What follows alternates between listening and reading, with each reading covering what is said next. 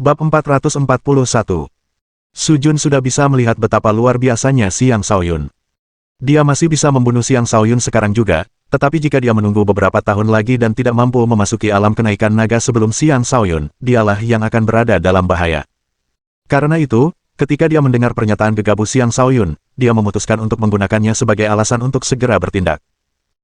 Jika Xiang Shaoyun masih seorang kultivator alam langit tingkat ketiga, dia tentu tidak akan berani menantang Su Jun seperti ini. Tetapi dia baru saja menembus ke tingkat berikutnya. Karena itu, dia yakin bahwa meskipun dia tidak bisa membunuh Su Jun, dia masih bisa memberikan perlawanan yang seimbang. Tepat ketika perkelahian hampir terjadi antara keduanya, Yu Keidi mendengus dingin, "Jika kalian berkelahi, anggap saja kalian didiskualifikasi." Saat dia mengatakan itu, aura naga menyembur keluar dari dirinya. Aura naga ini telah mengambil bentuk naga dan tidak lama lagi akan mengambil bentuk naga sepenuhnya. Jelas bahwa dia hanya sedikit lagi dari mencapai alam kenaikan naga. Hanya sedikit dorongan yang dibutuhkan dan dia akan mampu melangkah ke alam berikutnya. Para jenius muda itu sedikit terbewilderet ketika merasakan aura yang dipancarkan Yu Keidi, dan ekspresi terkejut muncul di wajah mereka. Mereka tahu bahwa kandidat gadis suci dari klan Yu bukanlah orang biasa, tetapi mereka tidak pernah menyangka bahwa dia akan begitu luar biasa. Terlebih lagi, mereka dapat dengan jelas melihat bahwa Yu Keidi lebih muda dari mereka. "Aku akan berhenti sebagai bentuk penghormatan kepada Keidi," kata Xiang Shaoyun dengan acuh tak acuh. Tunggu saja. Setelah ini selesai, aku akan menemuimu di arena Bloodsin," kata Su Jun dingin. "Hentikan omong kosong ini. Jika kalian masih ingin pergi ke alam iblis, ikutlah denganku," kata Yu Keidi sebelum melompat ke atas Phoenix-nya dan terbang ke arah tertentu. Yang lain pun tak membuang waktu, mereka semua melompat ke tunggangan masing-masing dan mengikutinya. Xiang Shaoyun pun tak ragu-ragu, ia duduk di punggung Mani dan berkata, "Ikuti mereka, Mani." Atas perintahnya, Mani melesat maju seperti kilat perak dan langsung menyusul tunggangan lainnya. Dia hanyalah Raja Iblis tingkat 4, tetapi kecepatannya sebenarnya sebanding dengan Raja Iblis tingkat akhir ini. Tidak ada yang lebih tahu daripada Xiang Shaoyun seberapa besar potensi yang dimiliki Mani. Adapun alasan pertumbuhan pesat Mani, itu semua berkat kabut 9 warna yang telah ia serap dari lautan kosmos astral Xiang Shaoyun. Tentu saja, fondasi yang kokoh juga memainkan peran besar, memungkinkannya untuk kembali mencapai terobosan begitu cepat setelah kemajuan sebelumnya. Kelompok itu segera tiba di dekat balai kota. Di sana, sebuah ruang terbuka yang dijaga ketat dapat ditemukan bergejolak hebat dengan sejumlah besar energi iblis. Jika bukan karena formasi kuat yang menekan tempat ini, energi iblis itu akan menyebar ke seluruh kota. Energi iblis adalah sesuatu yang diserap oleh ras iblis. Saat energi itu dibiarkan menyelimuti dunia permukaan dan menggantikan energi spiritual di udara, dunia permukaan tidak akan lagi menjadi tempat yang cocok untuk manusia dan ras permukaan lainnya. Karena itulah, manusia dan ras lain selalu bekerja sama melawan invasi iblis dan tidak akan membiarkan mereka memasuki dunia permukaan. Ruang terbuka ini ditutupi oleh formasi kuat yang tidak hanya dapat menekan energi iblis tetapi juga memurnikannya. Hal ini cukup jelas jika seseorang memperhatikan perubahan energi di udara sekitar area tersebut. Ketika Xiang Shaoyun tiba, entah mengapa, ia tiba-tiba merasakan keintiman, seolah-olah energi di sini dapat memberinya kenyamanan yang luar biasa. Ia menggunakan domain jiwa neternya untuk mengamati aliran energi di area tersebut dan melihat jejak energi iblis bercampur dengan energi spiritual di udara. Meskipun hanya jejak kecil energi iblis yang dapat ditemukan, tidak dapat disangkal bahwa energi itu ada di sana. Apakah klan neter kekaisaran mampu menyerap energi iblis? Xiang Shaoyun bergumam dalam hati dengan bingung. Dia tidak terlalu memikirkannya dan mengikuti yang lain saat mereka mendarat di ruang terbuka. Selain energi iblis, sejumlah besar energi darah jahat juga ada di udara. Tidak seperti energi iblis, energi darah jahat dihasilkan oleh orang-orang di sekitar area tersebut. Mereka adalah orang-orang yang menghabiskan banyak waktu bertarung di alam iblis. Karena itu, energi jahat mereka jauh lebih kuat daripada orang biasa. Lagi pula, alam iblis adalah tempat yang kejam di mana seseorang bisa mati kapan saja. Itu adalah tempat di mana nyawa seseorang selalu dipertaruhkan. Dengan demikian, mereka yang meninggalkan alam iblis hidup-hidup umumnya akan jauh lebih kuat daripada sebelum mereka masuk. Yang disebut lebih kuat di sini bukanlah merujuk pada tingkat kultivasi seseorang, melainkan merujuk pada kemampuan bertarung seseorang. Kelompok yang dipimpin Yu Keidi mendarat di depan pemimpin penjaga. Setelah dia mengatakan sesuatu kepada pemimpin itu, para penjaga menyingkir dan membiarkan kelompok itu lewat. Ketika Huo Sudong melihat Xiang Shaoyun melihat kemana-mana dengan rasa ingin tahu, dia berkata, "Saudara Xiang, setelah memasuki alam iblis, berusahalah sekuat tenaga untuk membunuh sebanyak mungkin binatang buas. Semakin banyak yang kau bunuh, semakin banyak manfaat yang akan kau dapatkan." "Oh, Kenapa begitu? Tanya Xiang Shaoyun dengan penasaran. Binatang buas iblis sama dengan binatang buas setan. Setelah membunuh mereka, Anda akan dapat memanen banyak bahan dari bangkai mereka. Lihat ke sana. Orang-orang dari berbagai organisasi membeli produk dari domain iblis dengan harga tinggi. Tentu saja, binatang buas iblis akan lebih berharga jika masih hidup. Beberapa organisasi mampu menjinakkan iblis, terutama Sekte Iblis Kegelapan. Organisasi-organisasi inilah yang memperoleh kekuatan dan status mereka melalui penjinakan sejumlah besar iblis, jelas Huo Sudong. Begitu. Terima kasih atas saranmu, Kakak Huo, kata Xiang Shaoyun dengan penuh rasa terima kasih. Dia tidak mengetahui semua itu dan telah banyak belajar dari Huo Sudong. Pada saat yang sama, dia juga mulai menganggap Huo Sudong sebagai teman.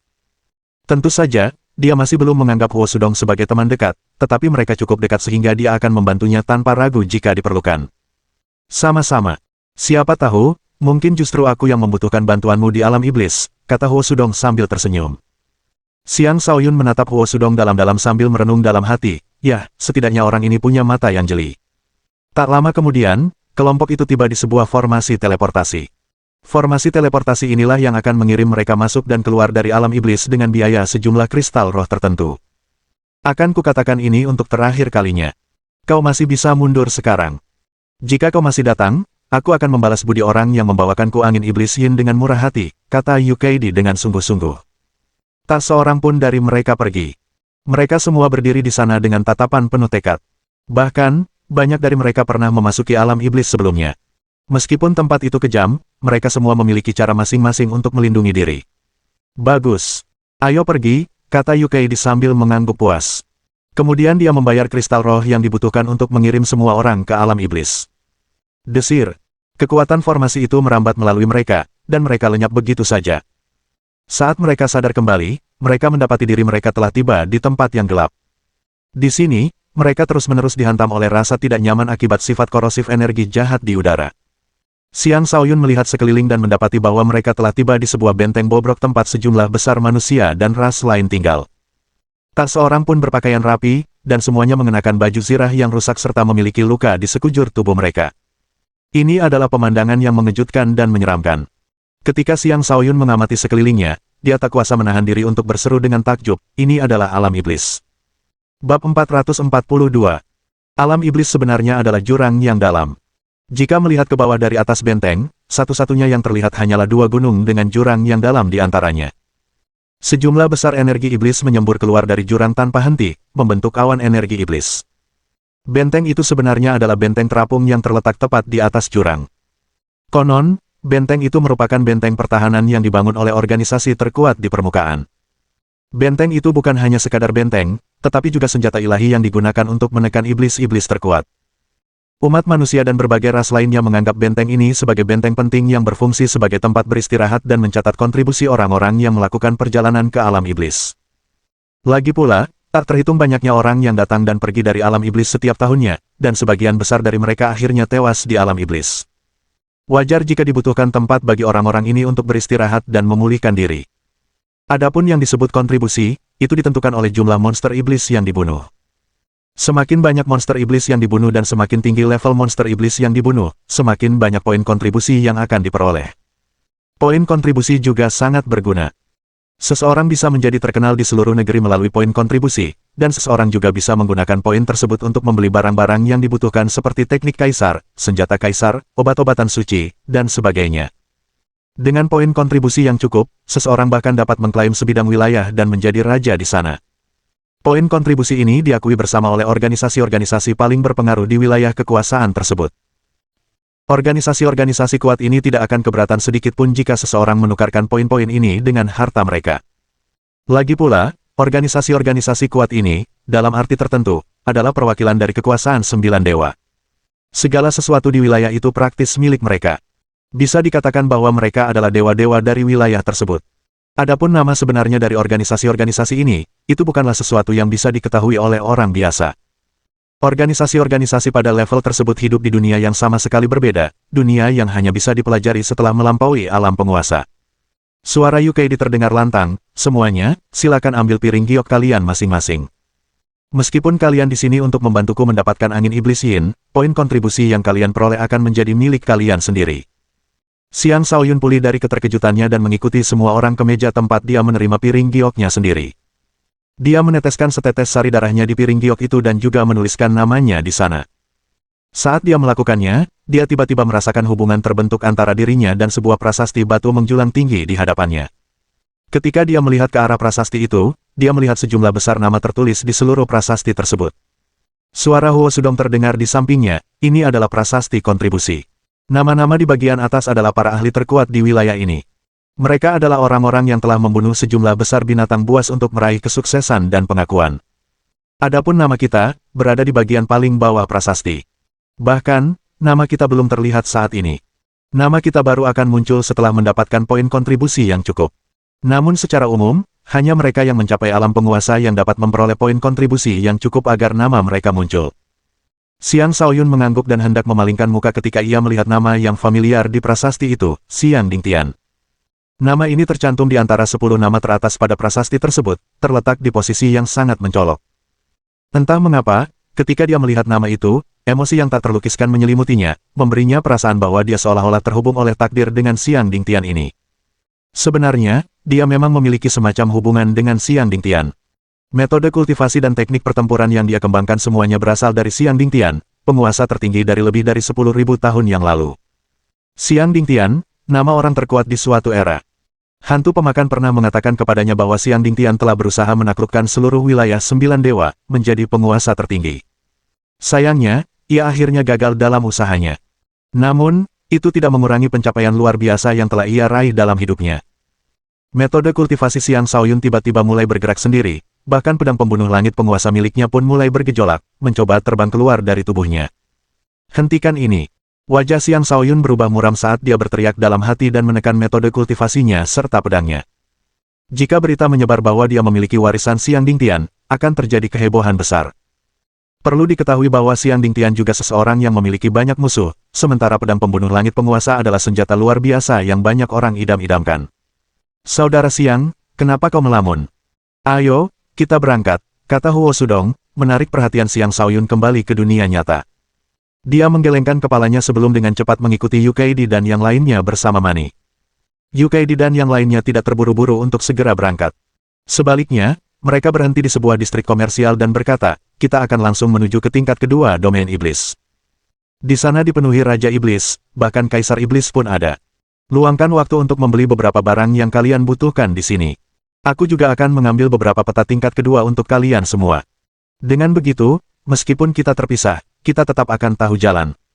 Di distrik komersial, banyak orang menjajakan harta karun yang mereka temukan dari alam iblis. Ada juga banyak orang yang menjajakan senjata, baju besi, dan perlengkapan lainnya dari dunia permukaan kepada orang-orang yang menuju alam iblis. Semua orang berpencar dan mulai berbelanja barang-barang yang mereka butuhkan. Huo Sudong memberi Xiang Shaoyun nasihat lain, saudara Xiang, semua iblis memiliki berbagai macam metode penyerangan. Membeli berbagai macam barang unik mungkin akan bermanfaat saat kau berada di alam iblis. Xiang Shaoyun mengangguk dan mulai berjalan-jalan di sekitar kawasan komersial juga. Dia menemukan bahwa barang yang paling banyak dijual adalah berbagai macam baju zirah pertahanan. Ada juga banyak senjata dan barang unik yang dijual. Melihat semua barang ini muncul di tempat yang sama sungguh mengejutkan. Anak muda, kemarilah dan lihatlah. Aku punya darah iblis tingkat tinggi di sini. Ini akan membantu memulihkan vitalitasmu dengan cepat. Seorang raja tua tiba-tiba memanggil Xiang Shaoyun. Xiang Shaoyun melihat sekeliling dan melihat banyak barang tersusun di hadapan lelaki tua itu. Di tangannya ada botol berisi darah. Ketika dia menatap lelaki tua itu, dia menyadari bahwa lelaki tua itu hanya memiliki satu lengan dan tampak seperti seseorang yang telah kehilangan ambisinya, tampak seperti lelaki tua biasa.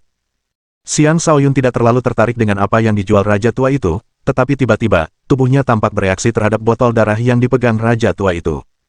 Dengan ekspresi yang sama di wajahnya, dia bertanya, berapa harga sebotol darah iblis ini? Ini adalah darah Kaisar Iblis. Aku menjualnya seharga 50.000 kristal roh tingkat menengah, kata raja tua itu. Tepat saat itu, seorang pedagang keliling di dekatnya berkata, Wei tua, berhentilah menipu para pendatang baru ini. Darah iblis bisa ditemukan di mana-mana. Apakah kau tidak malu pada dirimu sendiri karena telah menipu begitu banyak kristal roh dari para pendatang baru ini? Ekspresi canggung terpancar di wajah raja tua itu saat ia cepat-cepat berkata, Aku menjual darah iblis tingkat tinggi yang asli. Bagaimana bisa dibandingkan dengan darah iblis biasa? Ia menatap Xiang Shaoyun dan melanjutkan, Anak muda, jangan dengarkan dia. Bagaimana kalau begini, aku akan memberimu diskon. Kau bisa mendapatkannya seharga 40.000 kristal roh tingkat menengah. Aku setidaknya perlu dibayar atas kerja kerasku mendapatkan darah ini. Xiang Shaoyun tersenyum dan berkata, 1000 kristal spiritual tingkat menengah. Jika Anda setuju, saya akan membelinya sekarang juga. Jika tidak, lupakan saja. Bagaimana kau bisa menawar seperti ini, gerutu raja tua itu dengan tidak senang. Namun ketika melihat Xiang Shaoyun berbalik untuk pergi, dia dengan cepat berkata, ah, baiklah, baiklah. Kalau begitu, aku akan menjualnya dengan kerugian. Sejujurnya, botol darah iblis ini adalah sesuatu yang dia kumpulkan begitu saja tanpa mengambil risiko apapun. Harga 1000 kristal spiritual tingkat menengah sudah sangat layak. Xiang Shaoyun berbalik dan membayar kristal spiritual itu untuk darah iblis tersebut. Saat dia memegang botol darah iblis di tangannya, darah di tubuhnya mulai mengalir lebih cepat. Bab 443. Aku tidak punya darah iblis di tubuhku, kan? Xiang Shaoyun bertanya dengan muram. Ia takut benar-benar memiliki garis keturunan iblis. Jika itu terjadi, ia akan menjadi musuh bebuyutan ras permukaan. Setelah membeli sebotol darah iblis, ia melanjutkan berjalan-jalan. Banyak sekali material tingkat tinggi yang bisa dilihat di mana-mana, seperti material kaisar dan penguasa. Itu sungguh mengejutkan. Di Sekte Ziling, dia juga pernah melihat banyak harta karun, tetapi jarang sekali dia berkesempatan melihat begitu banyak harta karun sekaligus. Setelah berjalan-jalan sebentar, dia memulai aksi belanjanya. Di antara barang-barang yang dibelinya adalah material berharga, batu petir iblis, yang merupakan material unggul untuk menempa peralatan elemen petir. Jika dia bisa memurnikan batu petir iblis menjadi pedang pembunuh langit penguasa, dia akan dapat lebih meningkatkan kondisi pedang tersebut. Saat ini, pedang pembunuh langit Overlord baru pulih hingga level senjata kaisar. Dia masih perlu memurnikan sejumlah besar material ke dalamnya untuk mengembalikan pedang itu ke kondisi aslinya. Entah mengapa, setelah melihat nama Xian Dingtian di prasasti itu, tekadnya untuk memulihkan pedang pembunuh langit agung semakin kuat. Dia bertanya-tanya kejutan apa yang akan diberikan nama di prasasti itu kepadanya setelah mengembalikan kemegahan pedang tersebut. Dia merasa bahwa sari darah yang terkandung di dalamnya akan membawanya pada pencerahan yang agung.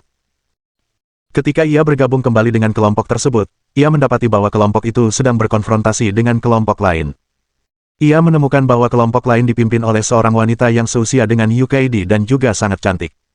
Ada 30 pemuda di belakangnya, dan mereka tampak tidak lebih lemah daripada orang-orang di pihak Yukaidi. Saudari Dai, kukira kau tidak akan datang. Bayangkan betapa terkejutnya aku saat melihatmu. Tapi ingatlah untuk berhati-hati, binatang-binatang jahat di alam iblis semuanya buas, kata wanita itu dengan sangat ramah. Terlepas dari nada bicaranya, tetap jelas terlihat bahwa dia memusuhi Yukaidi. Orang lain mungkin tidak tahu siapa wanita ini, tetapi siapapun dari klan Yu akan tahu bahwa dia adalah Yu Zi, sepupu Yukaidi.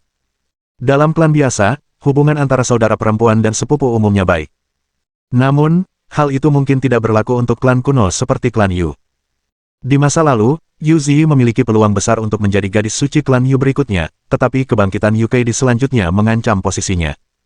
Meskipun ada beberapa kandidat gadis suci lainnya di klan tersebut, dia dan Yukaidi adalah dua orang yang memiliki peluang tertinggi untuk menjadi gadis suci berikutnya. Dan di antara keduanya, orang yang pertama kali memasuki alam kaisar dan menunjukkan potensi yang cukup akan menjadi gadis suci berikutnya. Oleh karena itu, Yu Zi juga merekrut sekelompok jenius untuk memasuki alam iblis. Seperti Yukaidi, dia juga mengincar angin iblis Yin agar bisa memasuki alam kaisar terlebih dahulu dan menjadi gadis suci berikutnya. Setelah menjadi gadis suci, klan akan mulai sepenuhnya mendukungnya dengan sumber daya klan, membantunya mencapai tingkat yang lebih tinggi di masa depan. Yu Zi beberapa tahun lebih tua dari Yukaidi, tetapi dia baru mencapai puncak alam raja dan telah disalib oleh Yukaidi. Jika dia tidak bisa mendapatkan angin iblis Yin dan membiarkan Yukaidi memasuki alam kaisar sebelum dia, mengejar ketertinggalan tidak akan mungkin lagi. Itu bukanlah sesuatu yang ingin dia lihat terjadi. Terima kasih sudah mengingatkan, sepupu. Aku akan berhati-hati. Kalian juga hati-hati ya, jawab Yukaidi dengan acuh tak acuh. Ia sepertinya sama sekali tidak mempermasalahkan Yu Zi. Rasanya seperti pesaingnya ini hanyalah badut yang tidak layak mendapat perhatiannya. Zi, apakah ini kakak Kaidi? Tanya seorang pemuda jangkung dan tampan di belakang Yu Zi. Pembicara itu adalah seorang pemuda dengan rambut ungu terang.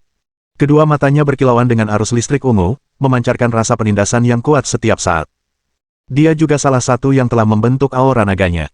Bahkan, aura naganya hampir sempurna, hampir memiliki bentuk naga yang utuh. Jelas sekali dia sudah hampir menjadi kaisar.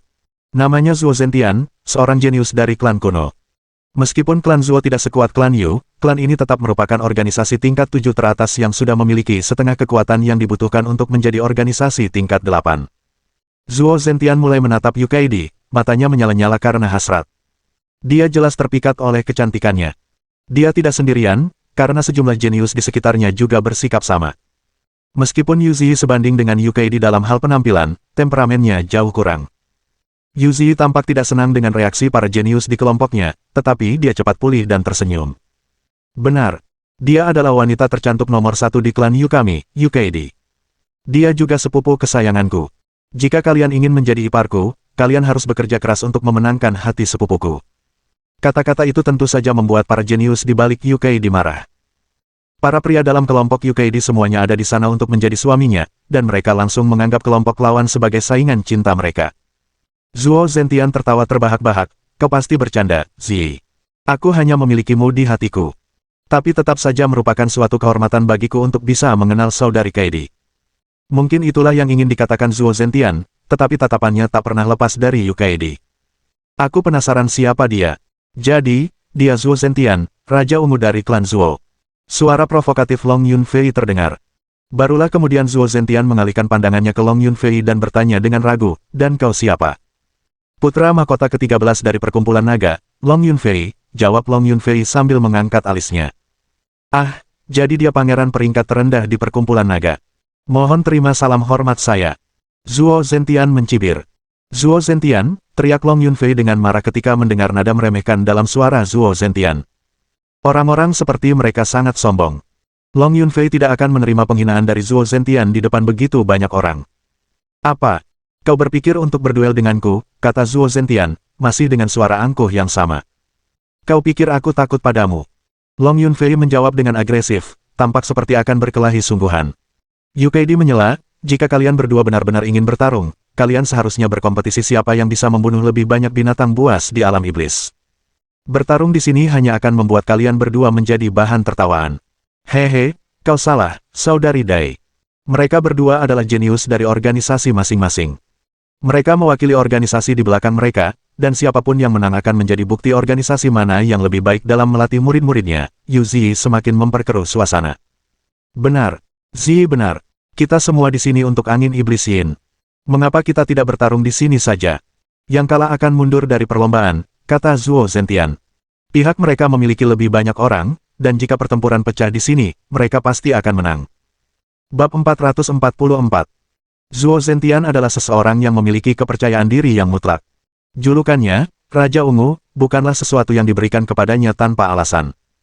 Dia memiliki fisik surgawi petir bawaan yang memberinya kompatibilitas mutlak dengan kekuatan petir. Itulah mengapa dia bisa menjadi begitu kuat di usia yang sangat muda. Yang disebut fisik surgawi petir bawaan mengacu pada fisik di mana bintang-bintang seseorang secara bawaan dapat menghasilkan kekuatan petir. Namun tentu saja, bintang-bintang seseorang dengan fisik ini hanya dapat menyimpan energi petir. Keuntungannya adalah pemilik fisik ini mampu mengumpulkan energi petir jauh lebih cepat daripada kultivator lain yang mengumpulkan energi lainnya. Bahkan satu orang dengan fisik surgawi petir bawaan pun hampir tidak dapat ditemukan di antara 10.000 orang. Seseorang dengan fisik ini ditakdirkan untuk masa depan yang gemilang sejak lahir. Jika tidak, dengan hanya 6 bintang, Zuo Zentian tidak akan mampu menunjukkan potensi sebesar itu. Jumlah bintang yang dimiliki seseorang mencerminkan potensi orang tersebut, tetapi bintang-bintang itu sendiri juga mencerminkan potensi orang tersebut. Jika seseorang memiliki banyak bintang dengan kualitas yang baik, ia akan memiliki fisik yang prima. Jika Zuo Zentian memiliki 8 atau 9 bintang selain bintang elemen bawaannya, dia mungkin sudah memasuki alam kaisar. Jenius-jenius menakutkan seperti ini memang ada di organisasi-organisasi super tersebut. Mereka adalah orang-orang yang ditakdirkan untuk berdiri di puncak kekuasaan di masa depan. Kau pikir kau bisa mengintimidasi kami dengan jumlahmu? Kami tidak takut padamu, teriak Long Yunfei dengan suara berat. Meskipun dia tidak memiliki fisik yang istimewa, dia tetaplah seseorang dengan 7 bintang. Dia tentu saja tidak takut pada Zuo Zentian. Saat itu, Yu Kaidi berbicara lagi, Saudari Zi, apakah pantas bagimu untuk memprovokasi pertengkaran seperti ini? Jika kau ingin berkompetisi, kita seharusnya berkompetisi untuk angin iblis Yin. Yu Zi sedikit terkejut ketika niatnya terungkap oleh Yu Kaidi di depan begitu banyak orang. Namun, dia segera menenangkan diri dan berkata, Saudari Dai, kau salah paham tentang niatku. Jika kita bisa menentukan pemenang sekarang juga, kita tidak perlu saling menyakiti lagi di wilayah binatang buas angin iblis, kan? Tapi karena kau tidak tertarik, lupakan saja. Lagi pula aku tidak tertarik untuk menindas orang lain dengan jumlah. Ya, kau benar. Lihat mereka. Mereka benar-benar memiliki kultivator alam langit tingkat 4 di kelompok mereka. Aku mulai meragukan penglihatan Nona Kaidi karena membiarkan orang seperti ini bergabung dalam perebutan angin iblis Yin, kata seorang pria di samping Yu Zi dengan nada mengejek. Nama pria itu adalah Qian Xiao. Seluruh wajahnya dipenuhi kebanggaan, kepalanya terangkat begitu tinggi hingga hampir terasa seperti ia menggunakan hidungnya alih-alih matanya untuk melihat. Ia baru saja mencapai alam langit tingkat 9, tetapi tidak ada yang berani meremehkannya karena ia adalah raja dari segala raja dengan sedikit orang yang setara dengannya di alam kultivasi yang sama. Dia berdiri di sana dengan tenang seperti penonton sepanjang waktu, dan dia terkejut ketika melihat seorang kultivator alam langit tingkat 4 di antara kelompok Yukaidi. Seharusnya orang tahu bahwa persaingan untuk menjadi gadis suci klan Yu berikutnya sangat ketat, dan orang-orang yang dipilih para kandidat ini untuk membantu mereka semuanya adalah jenius papan atas dengan kekuatan absolut.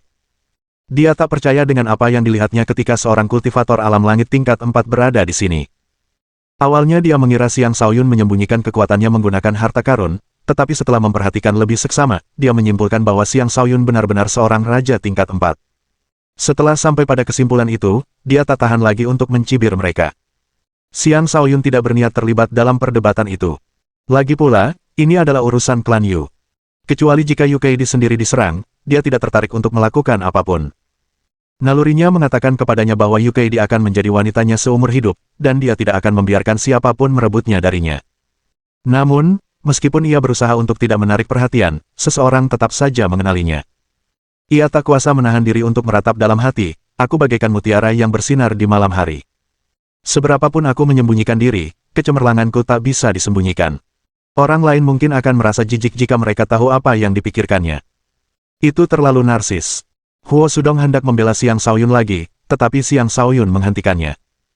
Sementara itu, Di Tong dan Su Jun berdiri di sana dengan gembira, menunggu untuk melihat Xiang Shaoyun mempermalukan dirinya sendiri. Mereka penasaran apa yang bisa dia lakukan terhadap provokasi yang begitu jelas. Apakah kau membicarakan aku? Xiang Shaoyun melangkah maju dan bertanya tanpa ekspresi. Dia tidak akan menahan diri. Karena orang ini bukan bagian dari kelompok Yukaidi, tidak perlu bersikap lunak. Bagaimanapun, dia juga perlu menunjukkan dominasinya. Jika tidak, semua orang akan terus menganggapnya sebagai orang lemah yang bisa mereka tindas sesuka hati. Ya, lalu, Qian Xiao menjawab dengan nada meremehkan. Sederhana saja. Xiang Shaoyun tersenyum. Karena kau meremehkanku, ayo bertarung sekarang juga. Yang kalah harus mengundurkan diri dari kompetisi. Apakah kau berani melawanku? Haha, seorang raja tingkat keempat sepertimu menantangku. Tentu, aku terima, kata Qian Xiao sambil tertawa terbahak-bahak. Semua orang lainnya tetap diam dan menyaksikan dengan geli. Orang-orang dari kelompok Yuzi tentu saja ingin memberi pelajaran kepada kelompok Yukaidi. Adapun orang-orang dari kelompok Yukaidi, selain Huo Sudong, semua orang memandang rendah Xiang Shaoyun dan berharap dia akan mundur dari kompetisi. Karena Xiang Shaoyun sendiri yang mengusulkan pertarungan itu, tidak ada satupun dari mereka yang keberatan. Bagus. Mari kita bertarung di luar benteng. Membunuh diperbolehkan, saran Xiang Shaoyun sambil menyipitkan matanya. Ketika Qian Xiao melihat betapa percaya dirinya Xiang Shaoyun, jantungnya berdebar kencang. Dia segera menyesuaikan kondisi mentalnya dan berpikir dalam hati, seorang raja tingkat keempat hanya akan mampu mengalahkan raja tingkat kelima atau keenam meskipun dia memiliki kemampuan bertarung yang mengesankan. Mustahil baginya untuk melewati begitu banyak tingkatan dan mengalahkan aku, seorang raja tingkat ke-9. Aku setuju. Ayo, kata Qian Xiao sambil terbang keluar benteng. Xiang Shaoyun mengikuti dari dekat di belakangnya. Yang lain juga mengikuti keduanya keluar dari benteng. Baik Di Tong maupun Su Jun sama-sama mencibir dalam hati, mari kita lihat bagaimana dia akan mati sekarang. Mereka tidak percaya bahwa Xiang Shaoyun bisa memenangkan pertarungan ini. Jarak kekuatan antara keduanya terlalu besar. Saudari Dai, maukah kau bertaruh denganku? Tanya Yu Zi. Apa yang kau pikirkan, Saudari Zi? Tanya Yu Kaidi tanpa ekspresi. Jika Qian Xiao menang, berikan payung bulu terang yang diberikan klan kepadamu. Jika kau menang, aku akan memberikan baju zirah angin bulan milikku kepadamu, usul Yu Zi. Yu Zi berbicara melalui transmisi suara, bukan secara langsung. Lagi pula, ini adalah taruhan yang benar-benar sepihak. Jika orang lain mendengarnya, dia akan terlihat seperti sedang menindas sepupunya yang lebih muda. Yu Kaidi tidak langsung setuju. Sebaliknya, dia mengerutkan kening dan tenggelam dalam pikiran. Kakak Dai, jika kau tidak yakin, katakan saja. Tapi aku benar-benar harus mengatakan, pilihanmu cukup. Yu Ziyi mulai berbicara dengan nada provokatif, tetapi sebelum dia menyelesaikan kata-katanya, Yu Keidi menjawab, aku terima. Senyum keberhasilan dalam sebuah rencana muncul di wajah Yu Ziyi. Menurutnya, Yu Keidi masih terlalu muda. Sedikit provokasi saja sudah cukup untuk membuatnya setuju.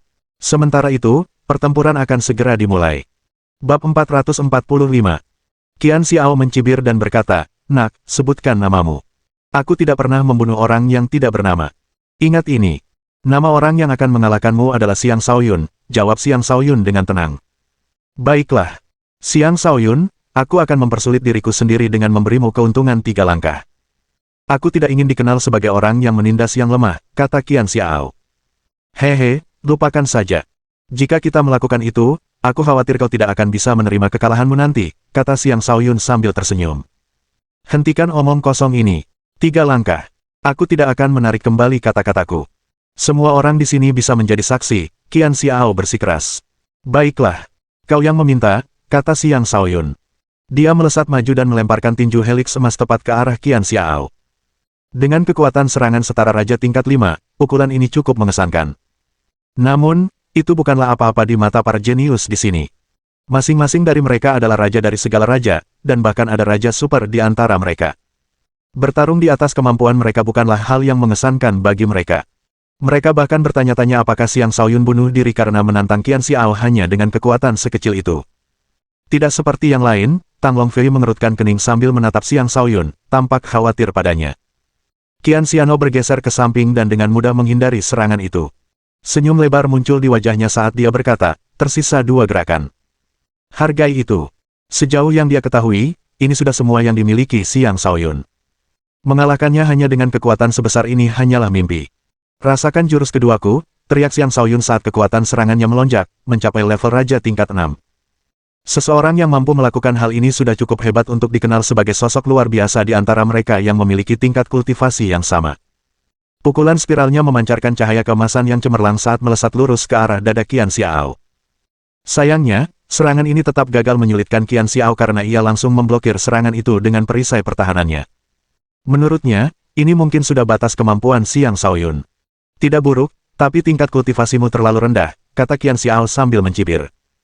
Namun setelah mengatakan itu, ia menyadari bahwa ia telah kehilangan jejak Xiang Shaoyun. Ia bahkan bertanya-tanya apakah itu hanya kesalahpahaman. Orang-orang lain yang menyaksikan pertarungan itu pun tidak lebih baik. Mereka semua telah kehilangan jejaknya. Suara Xiang Shaoyun tiba-tiba terdengar di atas suara Qian Xiao, "Terima serangan ketigaku."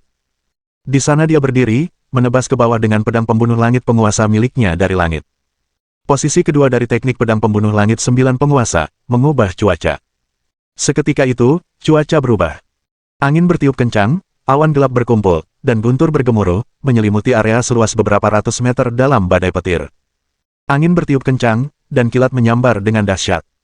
Lebih jauh lagi, kilat yang berterbangan di langit semuanya adalah kilat perak yang memiliki daya hancur jauh melebihi kilat biasa, dan 9 di antaranya turun bersamaan, masing-masing dengan kekuatan berbeda mulai dari alam Sky Soar tingkat 7 hingga alam Sky Soar tingkat 9.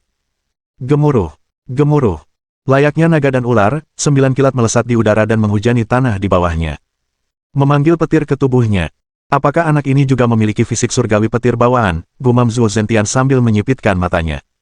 Dia juga menyadari bahwa ini bukanlah petir biasa. Melainkan, ini adalah petir yang unik. Bahkan variasi petir unik yang paling lemah pun jauh lebih kuat daripada petir biasa. Kekuatan yang ditunjukkan Xiang Shaoyun mengejutkan mereka semua. Tak seorang pun menyangka seorang kultivator alam langit tingkat 4 akan melepaskan sesuatu yang begitu dahsyat. Namun, mereka tetap percaya bahwa jika hanya itu yang dimiliki Xiang Shaoyun, dia tetap tidak akan mampu menandingi Qian Xiao. Debu mereda, dan Qian Xiao kembali terlihat oleh semua orang. Ia tampak cukup menyedihkan setelah dihantam petir. Pakaiannya telah berubah menjadi compang camping, dan darah menetes dari sudut bibirnya. Ia jelas telah terluka. Lagi pula, dia telah terlalu meremehkan lawannya. Jika dia menganggap Xiang Shaoyun serius sejak awal, dia akan mempersiapkan diri sebelum serangan itu dilancarkan. Dia kemudian akan mampu menahan 9 sambaran petir dengan jauh lebih baik. "Sialan! Aku sampai membiarkanmu melukaiku. Aku akan mencabik-cabikmu." Qian Xiao meraung marah, akhirnya menganggap pertarungan itu serius. Sebuah tombak muncul di tangannya, dan dia meledak dengan kekuatan sebelum menusukkannya ke Xiang Shaoyun. Hanya dari kekuatan serangannya saja, orang bisa mengatakan dia layak mendapatkan reputasinya sebagai kultivator jenius. Kekuatan serangannya bahkan sedikit melampaui kemampuan yang mampu dilepaskan oleh seorang raja tingkat puncak. Sejumlah besar energi tombak memenuhi udara, masing-masing membawa kekuatan penghancur yang mengerikan, menunjukkan betapa Qian Xiao berada pada level yang sama sekali berbeda dari raja tingkat 9 biasa. Xiang Shaoyun telah lama mempersiapkan diri untuk menerima serangan itu. Meskipun serangan mendadaknya yang berhasil tidak memberinya kemenangan, bukan berarti dia bukan tandingan lawannya. Bergerak secepat angin, dia keluar dari jangkauan serangan Qian Xiao, sekali lagi mengejutkan semua orang. Ruo Suifeng dari puncak melayang dapat melihat bahwa Xiang Shaoyun telah mencapainya dengan menggabungkan teknik gerak kaki yang kuat dengan niat gerak kakinya. Dia juga terpaksa mengakui bahwa bahkan dirinya sendiri pun tidak mampu mencapai kecepatan Xiang Shaoyun saat ini ketika dia masih seorang raja tingkat keempat. Qian Xiao semakin marah setelah serangannya meleset. Dia menyerang lagi dengan kekuatan yang lebih besar, memperluas jangkauan serangannya agar Xiang Shaoyun tidak bisa lolos lagi. Sejauh yang dipikirkan orang-orang di sini, Xiang Shaoyun akan kesulitan melarikan diri kali ini. Dan mereka terbukti salah lagi. Tepat pada saat Qian Xiao melancarkan serangannya, Xiang Shaoyun menggunakan gerakan kakinya yang luar biasa dan menghindar dari serangan itu sebelum serangan itu sampai kepadanya. Hal yang sama berulang kali terjadi. Tidak peduli bagaimana Qian Xiao mengejarnya, Xiang Shaoyun mampu menghindar sebelum serangan itu tiba. Gerakan kaki macam apa ini? Cepat sekali. Ini mungkin teknik gerak kaki kuno. Tapi saya juga bisa merasakan jejak niat gerak kaki yang bercampur di dalamnya. Itulah mengapa gerak kakinya bisa sangat cepat. Jadi dia menggunakan niat gerak kaki untuk meningkatkan teknik bertarungnya, mencapai kecepatan ini di tingkat kultivasi ini. Sungguh tak terbayangkan. Tidak heran anak Xiang Shaoyun ini begitu percaya diri. Jadi, dia memang cukup mampu. Seberapa kuat dia akan menjadi setelah 1 atau 2 kali peningkatan level. Para jenius itu mulai berbicara di antara mereka sendiri. Mereka tidak lagi memandang Xiang Shaoyun dengan rasa jijik seperti sebelumnya. Sebaliknya, mereka memiliki tatapan yang rumit di mata mereka. Sebelumnya, mereka memandang rendah dirinya. Tetapi dari kekuatan yang ditunjukkannya, dia sepenuhnya layak untuk berdiri sejajar dengan mereka. Aku menolak untuk percaya bahwa aku tidak bisa mengalahkanmu. Qian Xiao meraung dan mulai menggunakan kartu andalannya. Penuh lubang. Tombaknya menari-nari, membentuk energi tombak yang tak terhitung jumlahnya. Masing-masing memiliki kekuatan untuk menembus gunung, dan mereka sepenuhnya mengepung area tersebut, membentuk pengepungan kedap udara di mana kecepatan saja tidak akan cukup untuk membantu seseorang melarikan diri. Tanpa disadarinya, kemampuan insting Xiang Shaoyun telah sepenuhnya aktif pada saat itu. Dengan kemampuan insting tersebut, penglihatan Xiang Shaoyun didorong hingga batas maksimal, mengungkapkan semua lintasan serangan Qian Xiao bahkan sebelum Qian Xiao menyerang. Saatnya serangan balikku, kata Xiang Shaoyun dengan senyum percaya diri. Tarian Kekacauan. Bab 446. Tarian Kekacauan. Ini adalah teknik ciptaan Xiang Shaoyun sendiri, sebuah teknik tanpa gerakan tetap, teknik yang tidak teratur yang dapat digunakan dengan tinju, kaki, atau senjata. Satu-satunya fungsinya adalah untuk memprediksi gerakan lawan. Dengan demikian, gerakan apapun yang mampu mengganggu gerakan lawan dapat digunakan. Xiang Shaoyun selama ini fokus menghindari serangan Qian Xiao tanpa menyerang balik karena dia menunggu kesempatan yang sempurna. Dan saat Qian Xiao menggunakan kartu andalannya, itulah kesempatan yang ditunggu-tunggu Xiang Shaoyun. Aliran energi Qian Xiao terungkap sepenuhnya di hadapan Xiang Shaoyun, memungkinkannya untuk sepenuhnya fokus pada beberapa celah yang dimiliki Qian Xiao. Saat kesempatan itu muncul, dia menyatu dengan pedang pembunuh langit Overlord miliknya dan menebas Qian Xiao. Semua orang menyaksikan kejadian itu. Mereka mendapati bahwa Xiang Shaoyun tidak lagi menghindar. Sebaliknya, dia telah menyerbu langsung ke tengah serangan Qian Xiao. Di mata mereka, ini adalah tindakan bunuh diri. Namun tentu saja, Xiang Shaoyun tidak cukup bodoh untuk melakukan sesuatu yang akan membunuhnya sendiri. Dia bisa melihat bahwa meskipun energi tombak itu terkonsentrasi dan kuat, tidak semuanya nyata. Beberapa hanyalah bayangan, sementara beberapa lainnya lebih lemah. Titik-titik lemah inilah yang dipilihnya untuk ditembus. Energi kilat yang terang menyembur keluar dari pedang pembunuh langit Overlord, serangan itu didukung oleh energi di tulang kilat dan bintang pertamanya. Pada saat yang sama, dia menggunakan kesatuan pedang manusianya dan memanggil 12 petir perak dari langit. Berbagai kekuatan bergabung bersama, melepaskan kekuatan yang sebanding dengan serangan seorang raja di puncak kekuatannya. Ini adalah salah satu serangan terkuat yang mampu dilancarkan Xiang Shaoyun saat itu. Gemuruh. Gemuruh. Dua serangan dengan kekuatan setara raja puncak bertabrakan, menciptakan suara gemuruh yang menyebar luas, menarik perhatian banyak pejalan kaki, tetapi tidak banyak dari mereka yang benar-benar repot-repot mendekati medan perang untuk melihat apa yang terjadi. Sebagian besar orang yang memasuki alam iblis adalah mereka yang telah mengalami banyak pertempuran. Mereka sudah mati rasa terhadap pertempuran, sehingga pertempuran yang sedang berlangsung gagal membangkitkan minat mereka. Hanya para jenius muda yang tiba bersama Yuzi dan Yukaidi yang sepenuhnya memperhatikan pertempuran itu. Mereka tidak pernah menyangka pertarungan akan begitu sengit. Xiang Shaoyun memiliki kekuatan untuk memberikan perlawanan seperti itu adalah sesuatu yang di luar dugaan mereka. Dari semua orang di sana, dua orang dengan ekspresi paling tidak menyenangkan tidak lain adalah Ditong dan Sujun. Tidak. Aku tidak bisa membiarkannya meninggalkan alam iblis hidup-hidup, atau dia akan menjadi sumber malapetaka yang tak berkesudahan.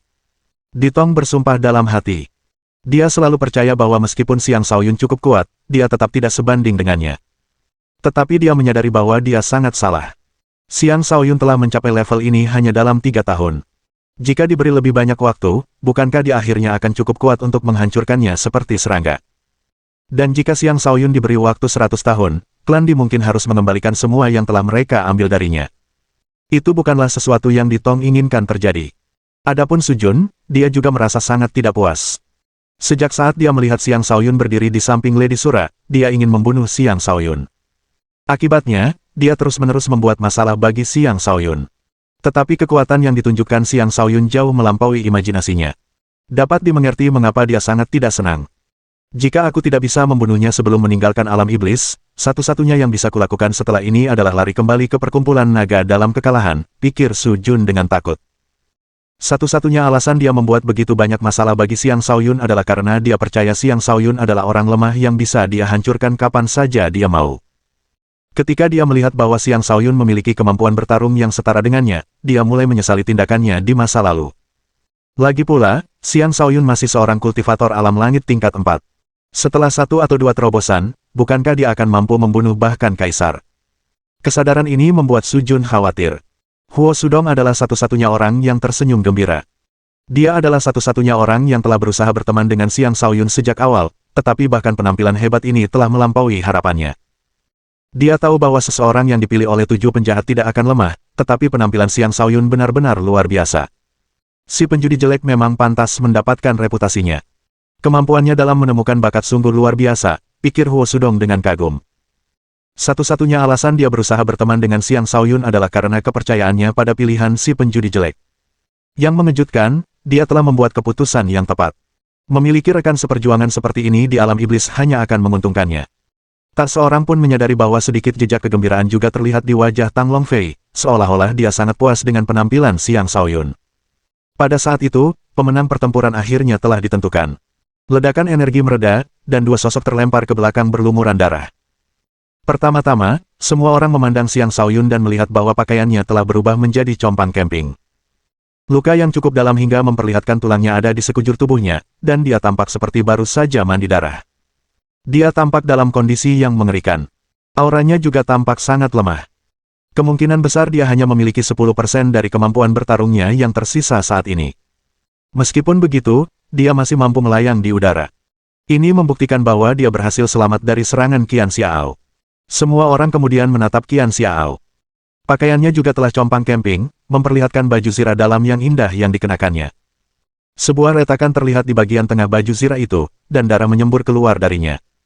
Dia saat ini berusaha menghentikan lebih banyak darah agar tidak keluar, tetapi sia-sia. Dari sudut pandang pengamat, berdasarkan luka yang diderita kedua petarung, Qian Xiao hanya terkena 1 sayatan sementara Xiang Shaoyun ditusuk berkali-kali. Dari sini, Xiang Shaoyun jelas merupakan pihak yang menderita lebih banyak dalam pertempuran tersebut. Namun Xiang Shaoyun menatap Qian Xiao dan berkata, "Kau kalah." Suaranya tidak keras, tetapi tetap saja menggemparkan semua orang di sana, sangat mengejutkan mereka. Qian Xiao sedikit membungkuk dan dengan susah payah menjawab, aku kalah." Setelah mengatakan itu, dia mulai terbang kembali ke arah benteng, tubuhnya bergoyang-goyang di sepanjang jalan. Dia tidak lagi mampu menghadapi Yu Zi, juga tidak mampu menghadapi para jenius lainnya. Kekalahannya begitu telak sehingga dia sama sekali tidak keberatan untuk mengakuinya. Sebenarnya, pada saat kritis itu, dia merasakan Xiang Shaoyun mengurangi 10% kekuatan serangannya. Jika tidak, tebasan itu akan membelahnya menjadi 2. Bisa dikatakan Xiang Shaoyun telah mengampuninya. Jika dia masih bertindak tidak masuk akal dan menolak mengakui kekalahannya, dia akan menghina identitasnya sendiri sebagai seorang kultivator bela diri. Semua orang menatap kepergian Qian Xiao dengan linglung. Keheningan itu berlanjut hingga suara Xiang Shaoyun memecah keheningan, Ditong, Sujun, kalian berdua ingin menyingkirkanku, kan? Ini kesempatan sempurna bagi kalian. Jika kalian melewatkannya, kalian tidak akan mendapatkan kesempatan seperti ini lagi. Bab 447. Alih-alih memprovokasi orang-orang di pihak Yuzi, Xiang Shaoyun malah memprovokasi Ditong dan Sujun, itu karena dia tahu bahwa keduanya saat ini adalah musuh terbesarnya. Mereka bisa menusuknya dari belakang kapan saja, dan dia harus merebut inisiatif dengan menyatakan perang terhadap mereka ketika momentumnya sedang berada di puncaknya. Sambil berbicara, ia diam-diam memurnikan setetes cairan petir di dalam tubuhnya. Awalnya, ia menganggap tetesan cairan petir itu sebagai harta karun mutlak dan memperlakukannya sebagai nyawa tambahan. Tetapi setelah menghadapi cobaan dengan uang dan mendapatkan lebih dari 10 tetesan cairan petir tambahan, ia menyadari bahwa tetesan cairan petir ini adalah sesuatu yang bisa ia dapatkan lebih banyak lagi. Sejak saat itu, ia jauh lebih tenang saat menggunakannya. Ketika kekuatannya hampir habis, dia selalu bisa memanggil lebih banyak petir perak untuk memperkuat tubuhnya. Dia memperkirakan dengan cara itu dia bisa mendapatkan lebih banyak petir. Itulah mengapa dia berani menantang Ditong dan Sujun saat ini.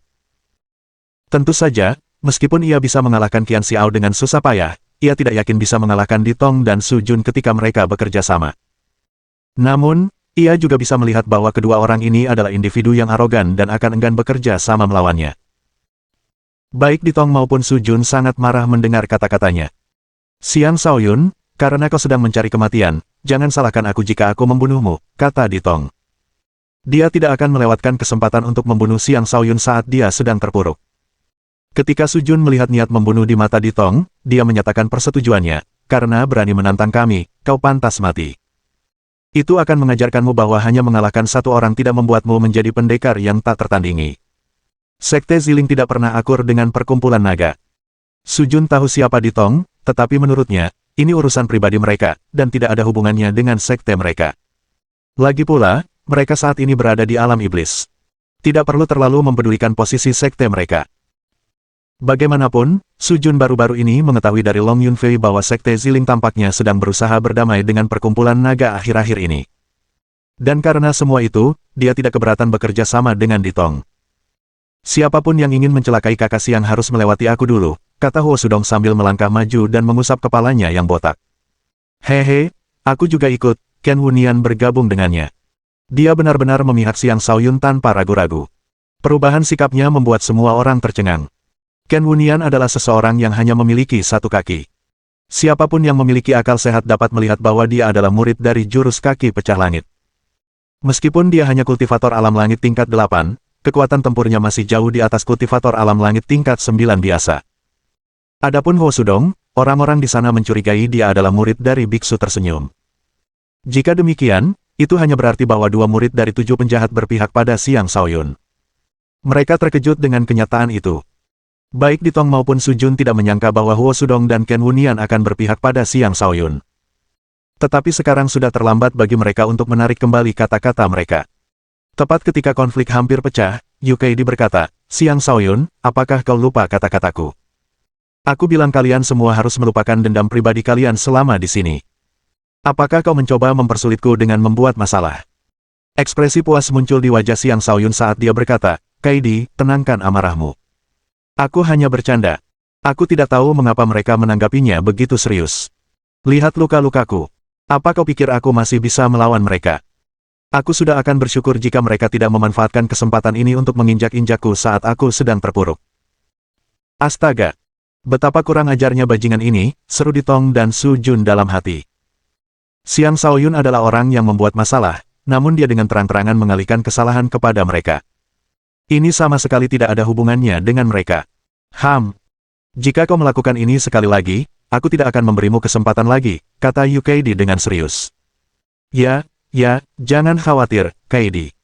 Aku tidak akan membiarkan siapapun yang berani merusak keharmonisan kelompok kita lolos begitu saja, kata Xiang Shaoyun dengan nada menyanjung. Semua orang tak bisa menahan diri untuk tidak berpikir dengan jijik, lihatlah bajingan sombong itu. Dengan senyum cerah di wajahnya, Yu Ziyi berkata, adik laki-laki yang luar biasa. Apakah kamu ingin datang ke sisi kakak perempuan ini? Aku pasti akan menjagamu dengan baik. Saat berbicara, wajahnya memancarkan pesona yang menggoda. Tatapan itu cukup untuk membuat pria manapun kehilangan akal sehatnya. Hal itu terlihat jelas dari ekspresi para pemuda di sekitarnya saat ia berbicara. Xiang Shaoyun menoleh dan mengamati Yu Ziyi dari atas ke bawah. Ia harus mengakui bahwa Yu Ziyi memang cantik dan pantas dibanggakan. Wajahnya sangat menawan, dan tubuhnya sangat menggoda. Lebih penting lagi, pakaiannya jauh lebih terbuka daripada Yu Kaidi, memancarkan daya tarik seksual yang jauh lebih besar darinya. Sayang sekali temperamennya kurang dibandingkan dengan Yu Kaidi. Entah mengapa, ketika Yu Kaidi melihat Xiang Shaoyun menatap Yu Ziyi, hatinya terasa sesak. "Kau serius, kakak?" tanya Xiang Shaoyun dengan tatapan mesum di wajahnya. "Tentu saja. Pria sekuat dirimu layak menerima perhatianku," jawab Yu Ziyi dengan sungguh-sungguh. "Tentu. Usir semua lalat di sekitarmu. Aku saja sudah cukup untukmu, kakak," kata Xiang Shaoyun. "Nak, kau sedang mencari kematian." Zhuo Zentian dan yang lainnya meraung marah. Yu Ziyi menyadari bahwa Xiang Shaoyun sedang mempermainkannya. Wajahnya muram saat dia berkata, "Baiklah. Aku akan mengingat ini." Kemudian dia berbalik dan berkata, "Ayo pergi. Kita akan bicara lagi setelah kita mendapatkan angin iblis Yin." Dia masih tahu apa prioritasnya saat ini. Sekarang bukanlah waktu yang tepat untuk terlibat konflik dengan kelompok Yu Kaidi. "Kakak, kenapa kau pergi? Kukira kau bilang akan menjagaku. Bagaimana bisa kau pergi begitu saja? Itu sangat tidak bertanggung jawab. Aku baru saja akan menawarkan tubuhku untuk berterima kasih padamu." Xiang Shaoyun segera berteriak. Setelah dia mengatakan itu, kelompok Yu Ziyi pergi lebih cepat lagi. Ini adalah pertama kalinya mereka melihat seseorang yang begitu tidak tahu malu. Bahkan orang-orang di kelompok Yu Kaidi pun harus mengakui keberanian Xiang Shaoyun. Dia benar-benar berani menggoda calon gadis suci klan Yu seperti itu. "Ayo pergi," kata Yu Kaidi. Tak ingin membuang waktu lagi, ia melompat ke punggung tunggangannya dan langsung terbang menuju suatu arah. Kedua kelompok itu menuju ke wilayah binatang angin iblis yang terletak jauh di lapisan kedua alam iblis. Ada banyak rute menuju ke sana, dan mereka hanya perlu melewati rintangan di lapisan pertama. Hanya beberapa makhluk iblis tingkat rendah yang tinggal di lapisan pertama. Umumnya, hanya raja atau kultivator yang lebih lemah yang akan tinggal di sini. Adapun lapisan kedua, terdapat sejumlah besar raja iblis dan sejumlah kecil kaisar iblis. Dengan kekuatan kedua kelompok tersebut, mereka dapat dengan mudah menembus lapisan pertama. Saat mereka memasuki alam iblis, mereka merasakan sejumlah besar energi iblis mengikis tubuh mereka. Meskipun kekuatan korosifnya lemah, itu cukup untuk menyebabkan seseorang berhalusinasi dan mengigau. Akan ada juga efek samping lainnya, yang menyebabkan seorang kultivator merasa tidak nyaman. Mereka terpaksa menggunakan aura mereka untuk memisahkan tubuh mereka dari energi iblis. Sepanjang perjalanan, mereka menghadapi banyak pertempuran antara manusia dan makhluk iblis dalam berbagai bentuk. Pertempuran-pertempuran ini tanpa ampun dan hanya berakhir dengan kematian. Ini adalah wilayah para iblis. Ada banyak sekali makhluk iblis di mana-mana, dan karena itu, kelompok tersebut telah diserang berkali-kali meskipun mereka hanya menempuh jarak yang pendek. Bab 448. Komunitas iblis sangat besar, dan iblis-iblis itu ada dalam berbagai bentuk dan rupa. Tentu saja, spesies iblis yang berbeda juga memiliki kekuatan yang berbeda. Beberapa di antaranya tampak seperti binatang buas iblis, beberapa tampak seperti manusia, dan beberapa tampak seperti ras permukaan lainnya. Singkatnya, mereka sangat mirip dengan ras permukaan, dengan satu-satunya perbedaan adalah fakta bahwa mereka berkultivasi melalui penyerapan energi iblis. Alam iblis adalah wilayah para iblis, dan di sini, jumlah mereka jauh melebihi ras permukaan. Ras permukaan tidak berani dengan mudah memasuki alam iblis. Hanya mereka yang memiliki kekuatan yang cukup yang berani masuk. Konon, ada 9 lapisan di alam iblis, dengan setiap lapisan sesuai dengan kekuatan yang berbeda. 2 lapisan pertama adalah lapisan yang paling banyak dijelajahi oleh ras permukaan, dan hanya mereka yang berada di alam kenaikan naga dan di atasnya yang berani memasuki lapisan ketiga dan seterusnya. Yu Kaidi membawa kelompoknya langsung ke kedalaman lapisan pertama. Di sana, mereka akan menemukan jalan menuju lapisan kedua. Sejauh ini, mereka telah menghadapi sekitar 5 gelombang serangan dari para iblis. Untungnya, para iblis ini tidak terlalu kuat, dan mereka mampu dengan mudah mengalahkan para penyerang dan melanjutkan perjalanan mereka. Sepanjang perjalanan, Xiang Shaoyun secara pribadi menyaksikan banyak pertempuran antara berbagai ras dan para iblis. Seperti siapapun dari permukaan, dia tidak ingin melihat para iblis menyerang wilayah kekuasaannya. Jika tidak, itu akan menjadi bencana bagi mereka yang tinggal di permukaan. Tentu saja, dia yakin bahwa para iblis di lapisan pertama masih belum cukup kuat untuk melepaskan diri dari penindasan formasi tersebut. Hanya mereka yang berada di lapisan selanjutnya yang memiliki kekuatan untuk melakukannya. Dirinya saat ini tidak terlalu mempedulikan semua itu. Saat ini, Ia sibuk memikirkan sensasi yang mulai ia rasakan setelah memasuki alam iblis, sensasi seolah-olah ada sesuatu yang memanggilnya. Sensasi itu seolah berasal dari darahnya sendiri, membuatnya bertanya-tanya apakah dia benar-benar memiliki garis keturunan iblis. Setelah terbang terus-menerus selama beberapa hari, kelompok itu akhirnya berhenti untuk beristirahat. Saat beristirahat, masing-masing dari mereka menempati tempat yang berbeda, hanya menjaga jarak tertentu dengan anggota kelompok lainnya. Xiang Shaoyun memanfaatkan kesempatan itu dan pergi ke suatu sudut sebelum mengeluarkan botol darah iblis yang telah dibelinya. Ia ragu apakah harus meminumnya. Setelah beberapa saat ragu, ia membuka botol itu dan menuangkan isinya ke tenggorokannya. Saat darah memasuki perutnya, dia merasakan sensasi terbakar, tetapi itu hanya berlangsung sepersekian detik. Kemudian dia merasakan darahnya mulai menyatu dengan darah iblis. Darah di dalam dirinya bergejolak, dan transformasi tertentu mulai terjadi pada tubuhnya. Dia bisa merasakan detak jantungnya semakin cepat saat kekuatan garis keturunannya mulai menyebar ke seluruh tubuhnya, menyebabkannya memancarkan sedikit aura tertentu. Domain jiwa neternya juga bergejolak. Tiba-tiba, sejumlah besar energi iblis berkumpul di sekelilingnya, membuatnya ketakutan. Dia dengan cepat menekan kekuatan dalam garis keturunannya, akhirnya menghentikan konvergensi energi iblis di sekitarnya. Dia melihat sekeliling dengan gugup dan merasa lega karena tidak ada yang memperhatikan.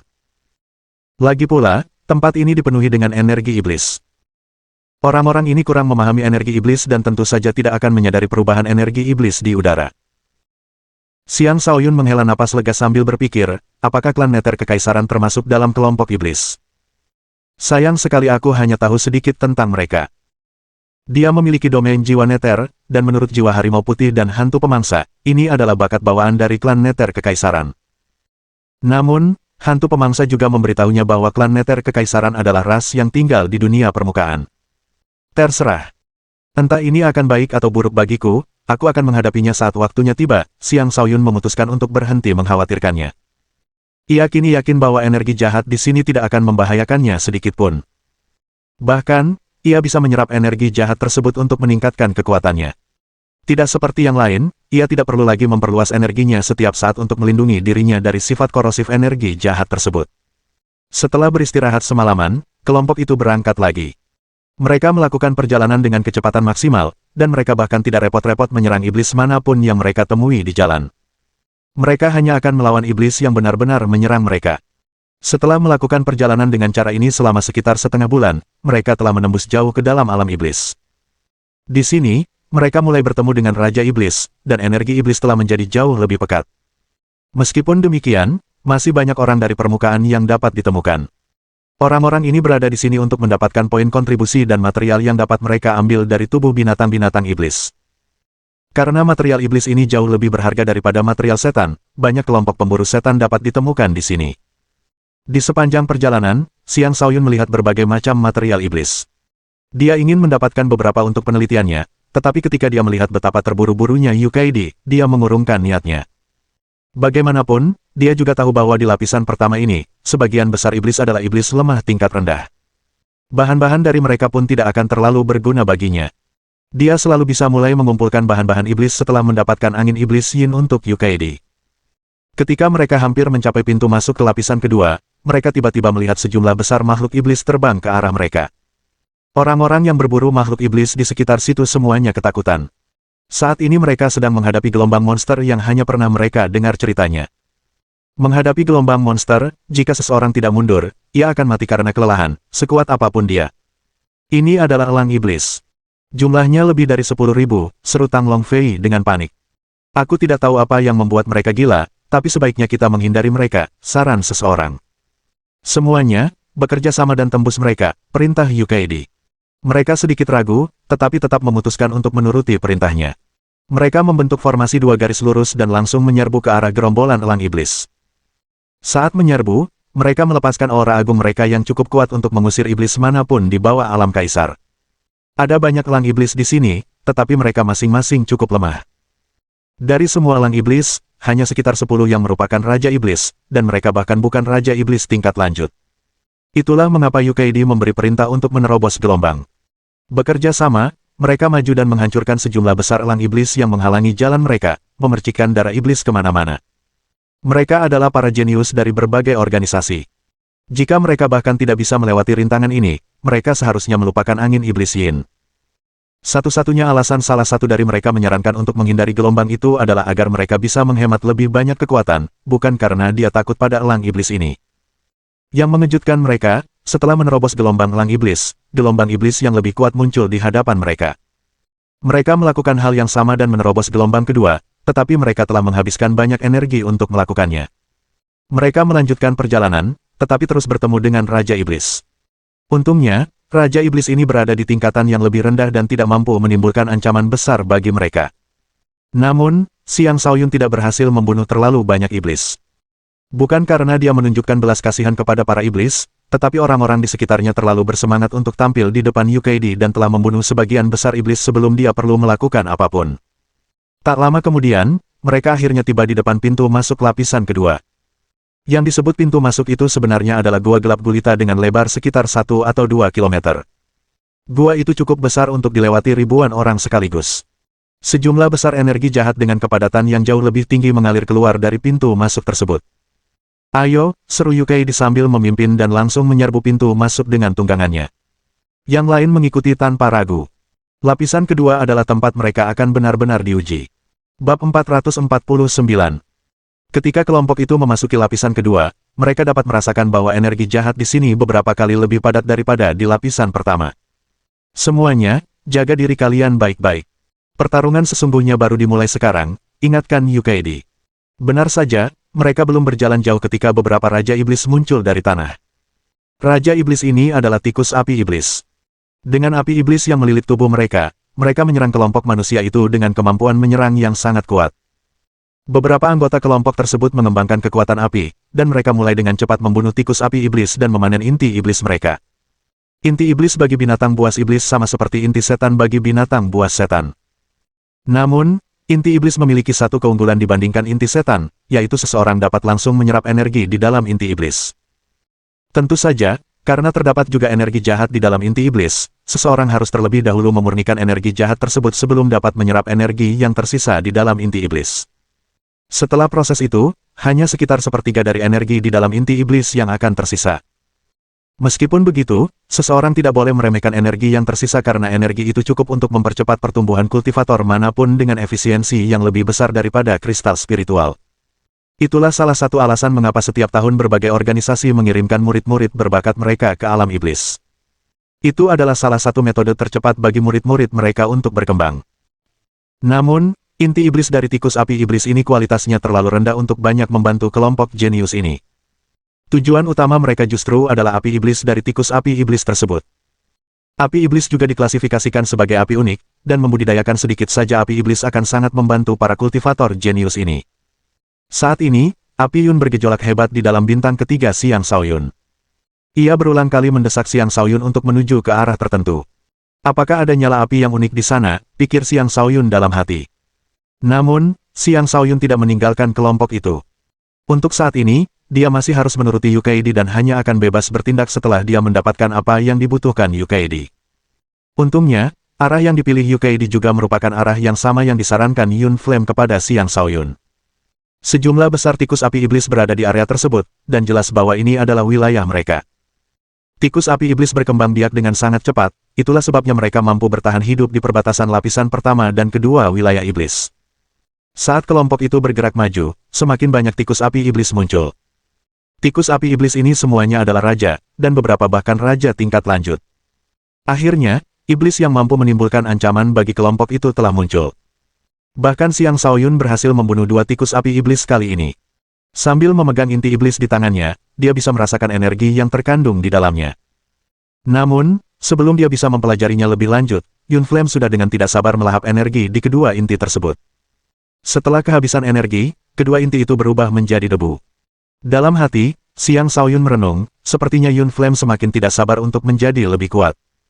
Orang lain mungkin takut akan energi jahat di dalam inti iblis, tetapi itu tidak berlaku untuk Xiang Shaoyun. Abaikan tikus api iblis itu. Terobos saja mereka, kata Yukaidi. Dia terburu-buru untuk mencapai wilayah binatang angin iblis dan tidak ingin membuang waktunya di sini. Lagi pula, dia juga punya sepupu yang bersaing memperebutkan angin iblis Yin. Jika dia tidak bisa mendapatkan angin iblis Yin terlebih dahulu, keadaan akan menjadi sulit baginya. Para jenius muda itu harus menuruti perintahnya dan menyerah untuk memburu tikus api iblis lagi. Mereka menerobos dan melanjutkan perjalanan. Tetapi mereka bahkan belum pergi jauh ketika mereka bertemu dengan sekelompok orang yang berbeda.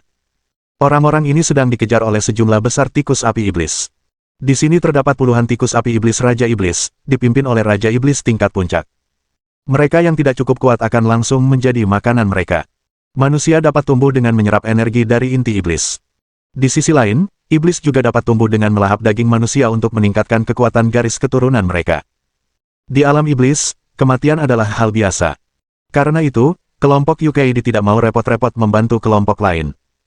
Reaksi pertama mereka adalah menjauh. Namun, ketika tikus api iblis merasakan kekuatan kelompok yang baru datang, mereka juga menyerang para pendatang baru tersebut. Berani sekali.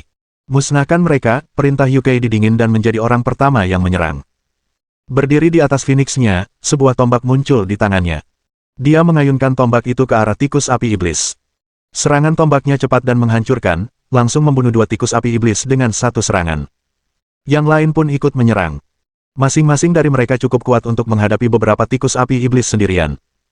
Mereka dengan cepat membunuh sebagian dari Raja Iblis yang relatif lebih lemah. Ketika pemimpin tikus api iblis melihat betapa kuatnya mereka, ia menjerit dan meminta bantuan. Saat itu, tikus api iblis Raja Iblis tingkat 8 dan 9 muncul dari beberapa arah berbeda dan mulai menyerang manusia dengan ganas. Api iblis yang dimuntahkan tikus api iblis ini sangat kuat. Seorang raja biasa tidak akan mampu bertahan dari serangan sekuat ini. Mereka dapat dengan jelas merasakan bahwa tikus api iblis ini telah memurnikan semacam api iblis yang unik. Linglin, seseorang yang mengolah kekuatan api, tak kuasa berseru, pasti ada benih api iblis di sini. Kalau tidak, api dari tikus api iblis ini tidak akan sekuat ini. Linglin adalah seorang jenius dari organisasi tingkat 6 di Provinsi Yu. Ia cukup beruntung bertemu UKID sekali di Provinsi Yu, dan sejak saat itu, ia sangat terpikat oleh temperamennya yang anggun. Karena itu, ketika UKID datang ke kota Bloodsin, ia pun ikut datang. Mimpinya adalah suatu hari nanti menjadi menantu klan Yu, dan dengan bakat kultivasinya yang luar biasa, itu adalah mimpi yang mampu ia wujudkan. Mendengar seruannya, mata dua kultivator api lainnya mulai berbinar-binar karena kegembiraan. Bagi mereka, mendapatkan benih api iblis setara dengan peningkatan kekuatan yang besar. Bahkan, mereka mungkin memiliki kesempatan untuk langsung memasuki alam kaisar. UKID dapat memahami apa yang dipikirkan orang-orang ini. Setelah mempertimbangkannya sejenak, dia berkata, kita akan berhenti di sini selama 3 hari. 3 hari kemudian, kita akan pergi terlepas dari apakah kalian telah mendapatkan benih api iblis atau tidak. Jika tidak, anggaplah diri kalian didiskualifikasi. Terima kasih, perawan suci, ketiganya sangat gembira. Dia tidak menjawab. Setelah kelompok itu meninggalkan wilayah tikus api iblis, mereka menetap di suatu tempat. Adapun Linglin dan dua lainnya, mereka mulai mencari benih api iblis. Benih api iblis ini kemungkinan besar bukan benih tingkat tinggi. Jika tidak, tikus api iblis tidak hanya akan terdiri dari Raja Iblis. Ketiganya yakin mereka cukup kuat untuk menjinakkan benih api iblis tingkat ini. Namun, setelah lama mencari, mereka tetap tidak menemukan apapun. Sementara itu, Xiang Shaoyun, yang seharian duduk bersila, tiba-tiba berdiri dan berlari ke arah tertentu. Melalui api Yun, dia berhasil menemukan lokasi benih api iblis. Bab 450. Awalnya, Xiang Shaoyun hanya mampu merasakan perkiraan lokasi benih api iblis itu. Namun setelah tidak menemukan jejak benih api iblis di area tersebut, ia duduk dan diam-diam mencari dengan inderanya. Dan akhirnya, ia menemukan sesuatu. Ia merasa benih api iblis itu terletak di bawah tanah. Itulah satu-satunya penjelasan mengapa benih itu sama sekali tidak terlihat. Setelah sampai pada kesimpulan itu, dia tidak menunda lagi dan bergegas menuju tempat dia merasakan keberadaan benih api iblis. Tujuannya adalah tempat yang dijaga ketat oleh tikus api iblis. Mencuri benih api iblis dari mereka bukanlah tugas yang mudah. Dengan memanfaatkan kecepatannya yang unggul, Xiang Shaoyun melesat jauh ke wilayah tikus api iblis. Saat Xiang Shaoyun mencoba mendekat, tikus api iblis menyerang dengan ganas, tidak membiarkannya mendekat. Tikus api iblis tidak hanya memiliki serangan api yang kuat, tetapi mereka juga sangat cepat. Dengan demikian, bahkan dengan kemampuan bertarungnya yang luar biasa, ia masih kesulitan menghadapi mereka. Bagaimanapun, ini adalah wilayah tikus api iblis. Xiang Shaoyun terpaksa mulai membunuh. Dengan pedang pembunuh langit penguasa di tangan, dia mengayunkannya dengan mode kesatuan pedang manusia yang aktif. Pedang pembunuh langit penguasa selalu disimpan dan dipelihara di lautan kosmos astralnya. Kompatibilitasnya dengan dirinya telah meningkat pesat. Memiliki kompatibilitas tinggi dengan senjatanya akan sangat bermanfaat ketika dia mencoba meningkatkan pemahamannya tentang niat pedang di masa depan. Linglin dan dua kultivator api lainnya juga memperhatikan Xiang Shaoyun bertarung dengan tikus api iblis. Apakah disitulah letak benih api iblis? Tanya ketiganya dalam hati. Tak lama kemudian, ketiganya sampai pada kesimpulan tentang niat Xiang Shaoyun. Mereka tidak lagi ragu dan segera bergabung di medan perang, menyerbu ke kedalaman wilayah tikus api iblis untuk mencari benih api iblis. Dari ketiganya, Linglin adalah yang terkuat. Meskipun ia hanya seorang raja tingkat 9 pertengahan, ia memiliki kemampuan bertarung yang mengesankan. Dengan senjatanya, ia tanpa henti membunuh tikus api iblis sambil menggunakan teknik deteksi unik yang ia ketahui untuk mencari benih api iblis. Saat ia mencari, ia semakin yakin bahwa ada benih api iblis di sini, dan letaknya di bawah tanah. Haha, semua kerja kerasku tidak sia-sia, Linglin tertawa terbahak-bahak sambil mulai menghujani tanah dengan senjatanya. Dia langsung menggali ke bawah tanah, berusaha mendapatkan benih api iblis sebelum yang lain. Dua orang lainnya yang datang bersamanya juga melakukan hal yang sama. Mereka dengan cepat membebaskan diri dari tikus api iblis dan menggali ke bawah tanah.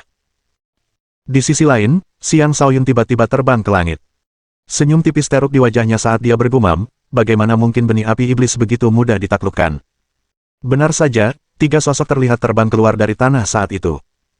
Ketiga sosok itu tak lain adalah Linglin dan dua kultivator api lainnya. Selain mereka, puluhan tikus api iblis Raja Iblis juga melesat keluar dari tanah. Mereka semua adalah Raja Iblis tingkat 8 dan 9 dengan kemampuan bertarung yang gagah berani. Mereka jauh lebih kuat daripada semua tikus api iblis lain yang pernah ditemui kelompok itu sebelumnya. Mereka sibuk menyerap energi dari benih iblis api dan tidak pernah terganggu. Kelompok Linglin yang terdiri dari 3 orang terlalu gegabah dan langsung menyerbu sarang mereka. Bagi tikus iblis api, ini adalah provokasi besar. Dengan mata merah, tikus api iblis itu memuntahkan banyak gumpalan api. Gumpalan-gumpalan ini sangat mengerikan, mampu langsung mengubah baju zirah raja biasa menjadi abu. Meskipun Linglin dan dua lainnya telah mengolah kekuatan api, mereka tetap tidak bisa menghadapi api iblis secara langsung. Membunuh tikus api iblis ini dalam waktu singkat hampir mustahil bagi mereka. Sebenarnya, mereka hanya akan memiliki kesempatan untuk mendapatkan benih api iblis jika UKD dan yang lainnya membantu. Dengan pemikiran ini, mereka mulai mundur dari wilayah tikus api iblis dengan berat hati. Jika mereka tidak pergi, mereka akhirnya akan dikepung dan dibunuh. Barulah sekarang Xiang Shaoyun diam-diam menggali di bawah tanah. Alih-alih langsung menuju benih api iblis, dia sepenuhnya melepaskan kekuatan api Yun. Dia tahu semua api tingkat tinggi pasti memiliki tingkat kecerdasan tertentu. Jika benih api iblis ini memiliki tingkat yang cukup tinggi, ia pasti akan datang sendiri untuk melahap api Yun. Jika tidak, maka itu hanya menandakan bahwa benih api iblis ini adalah benih tingkat rendah. Yun Flame kemudian akan mampu melahapnya. Kekuatan Yun Flame yang dilepaskan hanyalah umpan untuk membuat benih api iblis itu meledak kekuatannya. Benar saja, setelah Xiang Shaoyun melepaskan kekuatan Yun Flame, benih api iblis itu bereaksi dan segera melepaskan sejumlah besar api iblis. Dor! Dor! Seketika itu juga, kekuatan api iblis meliputi radius sekitar 1000 km di sekitarnya. Tikus api iblis di area tersebut mulai merintih kesakitan dan segera melarikan diri. Kelompok Linglin yang terdiri dari 3 orang memucat ketika melihat tikus api iblis yang melarikan diri. Mereka mengira tikus-tikus itu mengejar mereka, sehingga ketiganya terbang lebih cepat. Bahkan UKD dan yang lainnya yang berada lebih jauh dari wilayah tikus api iblis pun terpaksa bereaksi. Kita perlu membantu mereka, kata UKD sambil berdiri. Meskipun UKD sebenarnya tidak ingin terlibat dengan apa yang diusahakan kelompok Linglin, dia adalah pemimpinnya. Dia tidak akan menjadi pemimpin yang baik jika dia menutup mata ketika rekan-rekannya dalam kesulitan. Itu hanya akan menyebabkan orang lain meragukan karakternya dan membantunya mendapatkan angin iblis Yin mungkin bukan lagi prioritas mereka. Para jenius muda itu tidak senang dengan kelompok Linglin yang terdiri dari 3 orang, tetapi karena menghormati UKD, mereka tetap bertindak. Baru sekarang mereka menyadari bahwa Xiang Shaoyun telah menghilang. Hal itu membuat mereka penasaran. UKD juga menyadarinya, tetapi tidak mungkin membuat semua orang mencarinya. Karena itu, mereka kembali ke tempat istirahat mereka dan menunggu. Sementara itu, Xiang Shaoyun mendekati benih api iblis dengan seluruh tubuhnya diselimuti lapisan kekuatan api Yun. Dia telah menyatu dengan api Yun. Dengan demikian, dia dapat merasakan kegelisahan benih api iblis tersebut. Dia menemukan bahwa benih api iblis itu belum datang untuk melahap api Yun, membuktikan bahwa benih api itu belum mencapai tingkat kecerdasan yang cukup. Itu adalah api dengan tingkatan yang jauh lebih rendah dibandingkan dengan api Yun. Xiang Shaoyun baru mulai bergerak menuju benih api iblis setelah sampai pada kesimpulan itu. Dilindungi oleh kekuatan api Yun, dia langsung menyerbu benih api iblis. Dia bertemu dengan sejumlah besar api, tetapi setiap api yang dihadapinya menyingkir dari jalannya, sehingga dia dapat bergerak tanpa hambatan. Benih api iblis akhirnya bereaksi ketika merasakan Yun Flame mendekat. Ia mulai melepaskan lebih banyak api ke arah Yun Flame. Api iblis yang mengamuk itu berwarna hitam, tampak sangat mempesona. Kekuatannya tidak jauh lebih lemah daripada Yun Flame. Ternyata juga benih api iblis ini sebenarnya menunggu Yun Flame datang sebelum bertindak. Ia sebenarnya memiliki kecerdasan yang cukup tinggi. Pada awalnya, lidah api iblis yang dikirim ke arah Yun Flame gagal melakukan apapun terhadap Yun Flame. Sebaliknya, semuanya dilahap. Tetapi segera, kekuatan api iblis melonjak dan mengambil bentuk tikus api iblis. Kemudian ia mulai menyerang Xiang Shaoyun dengan ganas. Xiang Shaoyun merasakan sesak napas, akhirnya merasa terancam oleh benih api iblis itu. Setelah menyatu dengan api Yun, dia menjadi sangat peka terhadap api. Dia bisa merasakan bahwa benih api iblis ini benar-benar sebanding dengan kekuatan api Yun. Xiang Shaoyun tidak berani lengah dan bekerja sama dengan Yun Flame untuk melepaskan seluruh energi di bintang ketiganya. Dia siap menghadapi benih api iblis dengan segenap kekuatannya. Dan dengan demikian, bentrokan antara kekuatan dua api yang berbeda pun dimulai. Mohon dukungan dari omom ante-ante sekalian, buat subscribe atau sharekan novel Mimin ke Facebook kalian, agar channel Mimin bisa terus berkembang. Dengan begitu, Mimin bisa lebih semangat untuk up novel seru lain ke depannya. Buat teman-teman yang sudah subscribe dan sharekan novel Mimin, Mimin ucapkan terima kasih sebanyak-banyaknya. Sekiranya teman-teman menghadapi masalah video diputar dalam bahasa Inggris, coba tukar kepada bahasa Indonesia original melalui cara ini. Semasa mendengarkan, pencet tombol setting di atas kanan video, pilih audio track dan tukar bahasa.